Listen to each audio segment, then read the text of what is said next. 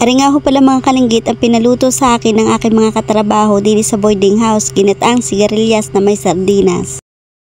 Dinala nga ho pala mga kalinggit ng mga katrabaho ko ari nga ho palang gulay at may dala din nga ho pala silang panlahok ari nga ho palang mega at gata. Abay lulutuin ko na nga lang ho ari.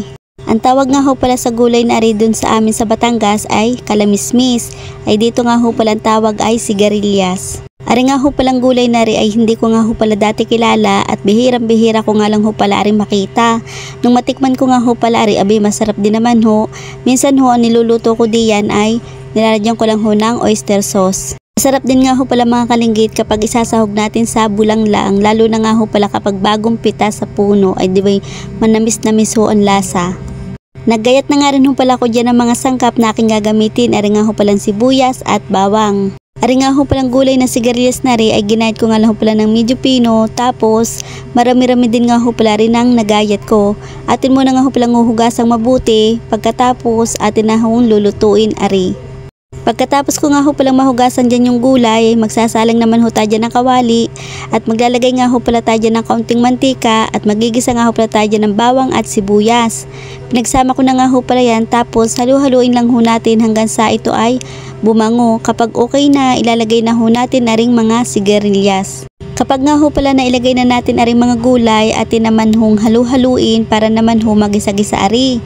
Maglalagay din nga ho pala tayo dyan ng gata. Isang gata nga lang ho pala yung ginawa ko diyan at mabilis naman ho aring maluto. Halu-haluin lang ho natin para ho yung gata ay hindi magbuo-buo. Maglalagay nga ho pala tayo dyan ng mga pampalasa ng asin, umami at paminta.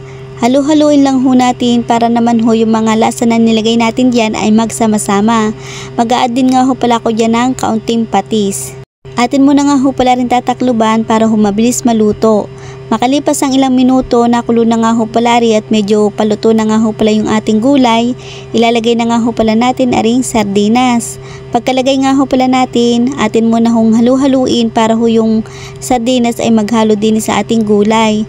Tapos maglalagay din nga ho pala ko dyan ng kaunting suka para naman ho hindi agad masira yung ating gulay. Kapag nga ho pala ginataan yung luto ko ay talaga naman ho naglalagay ako ng suka.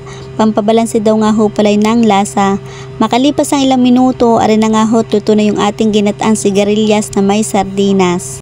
Habang hinahango ko nga ho pala rin, talaga namang amoy pa lang ho ay nakakagutom na, talaga namang nagwawala na ho yung aking alaga sa tiyan. Dahil luto na nga ho pala rin mga kalinggit, alam nyo na, kumuha na ho kayo ng kanin na bahaw at sumabay na ho kayong kumain dini at marami nga ho pala akong nilutong gulay. Masarap nga ho pala rin mga kalinggit kapag nga ho pala medyo mahalang-halang. Yun nga ho pala bumili ng gulay, hindi nga ho pala nakabili ng sili at nalimutan nga ho pala. Kahit nga ho pala rin mga kalinggit ay hindi mahalang ay masarap naman ho yung pagkakaluto ko din Talaga naman ho mapaparami kami ng kain. Hindi ho ako nagbubuhat ng sariling bangkot, masarap naman ho talaga yun naman. Ay siya, hanggang dito na lang ho, bukas uli. Bye bye!